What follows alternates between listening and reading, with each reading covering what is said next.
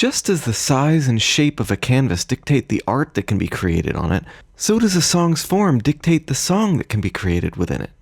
Song form is often chosen instinctively, usually to fit what's current or what the writer is most familiar with. But song form is like fashion in that trends in form come and go. In the beginning of the 20th century, the AABA song form went from being a nearly non-existent popular song form to making up nearly 70% of popular songs. And that change came in just a decade. As the decades progressed, other forms became more popular. AABA gave way to verse-chorus, which gave way to verse-pre-chorus-chorus. Time will no doubt lead us to see new and interesting song forms emerge, coming in and out of fashion. But song forms are not just fashion for show, they're also form with function. Here are a few simple ways of looking at the function of sections in song form that encompass many of the changes in form over time. What type of section is it?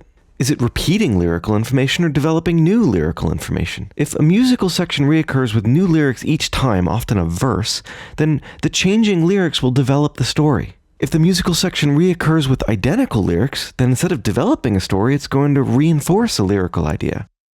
This is why chorus lyrics typically contain the central idea of the song and repeat that idea each time they appear.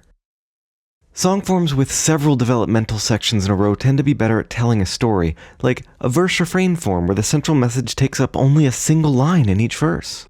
While song forms like verse-chorus give the central message its own section, breaking up the development of the story and using the chorus to put a big focus on the central idea. Another useful question to ask about a song section is, how does it compare to the sections around it? Are they different, and how? Which section receives more emphasis? Which melodies are falling and which are rising? Which ones are minor and which ones are major? And how do these traits reflect on the section's lyric? Maybe the minor key falling verse paints a sad picture, while the major key rising chorus tells us things are cheering up. Maybe the lower pitches in one section tell us it's an understated lyric, while the soaring high notes in the next feel like a triumphant release. Maybe the upwards melodic contours in the verse feel like a climb, building energy, while the static melodies in the chorus feel like a steadfast and resolute statement. Another question to ask is, how many sections are there and what size are they? Song form acts as many things, a guide through the new and familiar to let us know where we are in the song, an indicator of the relative importance of each idea, a container for the message.